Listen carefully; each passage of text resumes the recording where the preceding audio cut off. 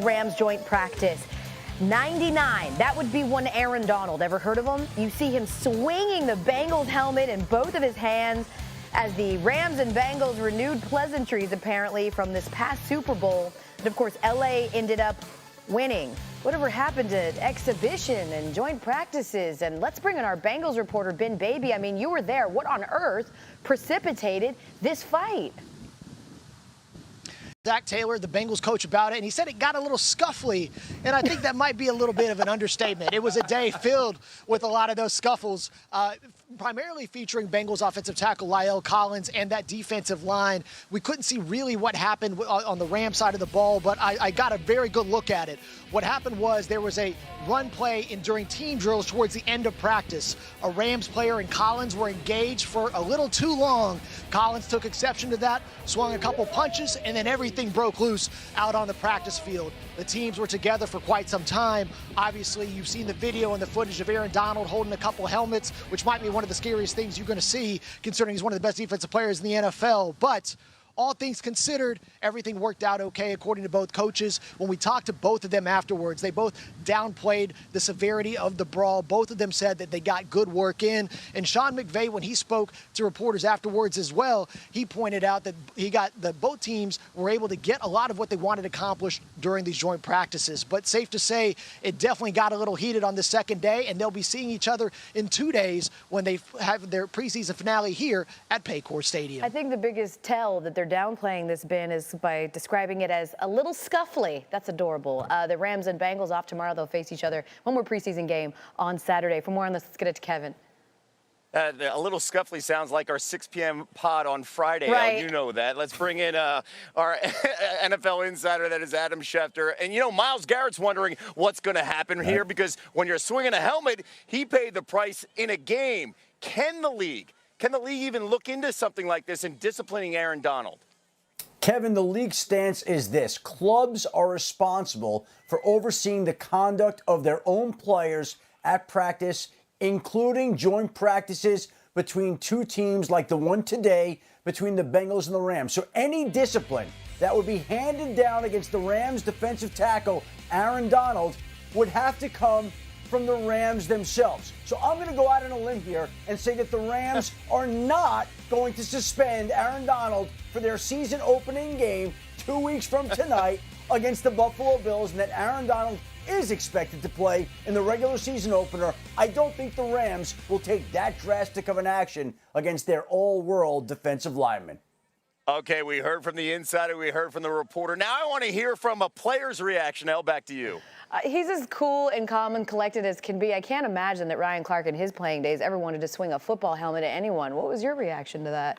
That is training camp and what you expect. Man, it's hot out there. You're seeing the same person for 2 days in a row. You don't like him anyway. And guess what? He's not my teammate, so I actually don't have to protect him. Usually what stops you from hitting your teammates in the head, although I did see it happen at a practice once, is that's your homeboy, right? That we're going to be in the same locker room, that we're going to go out for the same mission at some point. Common respect. I ain't got to respect you. And you've been pushing on me and breathing on me all day, and now you won't throw hands? Absolutely. So you think it's just that it doesn't have anything to do with the fact that, like, the Bengals lost to them in the Super Bowl? We're making too much of that. You got to think about it. La'el Collins wasn't even there. Sure, right, fair. He was in Dallas kicking it. Yeah. You know what I mean? Like, the last time we saw somebody kind of jump up this way with two helmets or two weapons, that was at, like, the battle at Castle Black. So right now, you look at what Aaron Donald's doing, he's protecting teammates, and that's going to happen because the other guy's not his teammate. Normally when you get in a fight, and my daddy taught me this a long time, right? So let's say me and you are out, Elle, and you get into a scuffle. You know who I'm going to grab? Who? The other guy, right? Because I don't want to hold you and have them hit you. Right. So Aaron Donald said, I'm going to go help my teammate, and this is going to happen. There should be no discipline. Adam Schefter called it assault early. This is not assault. This is a training camp fight, and I'm sure that the Los Angeles Rams are not going to punish Aaron Donald in any way. I can't imagine that. Aaron Donald, by the way, declining comment through a team spokesperson who also said that the team would not be commenting any further, which leads you to believe they have closed the book on this one. You mentioned the Cowboys and La'el Collins. He's not there anymore, but they've got bigger fish to fry right now, Kevin. Oh, yeah, we're following a developing story in the NFL here, Al. The Cowboys' offensive line taking a big hit as Tyron Smith is scheduled to have surgery tomorrow on a torn left hamstring. The left tackle is unlikely to return until December. Smith tore the hamstring off the bone during practice yesterday. Owner Jerry Jones on First Take this morning. It's a setback, but anybody will tell you one of the things about this game, for the best and really for the opportunity of the unproven, is that, boy, you got to take what you dealt and go on with it. We've got some good options here. We've got a team around him. We've got a defense that's probably as strong as we've had in a lot of years. So we've got a lot of ways not to make up for not having him, but to go on without him. We'll have him, and we'll have him at the right time. Let's bring back Shefty here. When the owner mentions the defense in trying to figure things out, you got to wonder here now with the idea of Smith being sidelined until at least December, what's the game plan to try to figure out this position of need here for the Cowboys moving forward? Well, it's interesting, Kevin. At the start of this day, I would not have imagined that La'el Collins would be a prominent part of the first two NFL stories on the 6 o'clock Sports Center. But he was a part of that brawl today, and he's no longer in Dallas to try to replace Tyron Smith, who obviously will be lost until at least December. So the Cowboys are down one option with La'el Collins in Cincinnati. And now it might be time to turn to their top overall draft pick, Tyler Smith. So they go from Tyron Smith to Tyler Smith, two Ty Smiths, and they're going to have to move the rookie outside to left tackle, it looks like right now. Now, he's talented. He's somebody that did a great job of pass protecting in college, but he was also penalty prone. And that's something the Dallas Cowboys are going to have to watch. But you don't lose a player of Tyron Smith's talents and think that the offensive line is just going to go along smoothly. This is a setback to the Dallas offense that was hoping to try to run the ball once again and feature the run.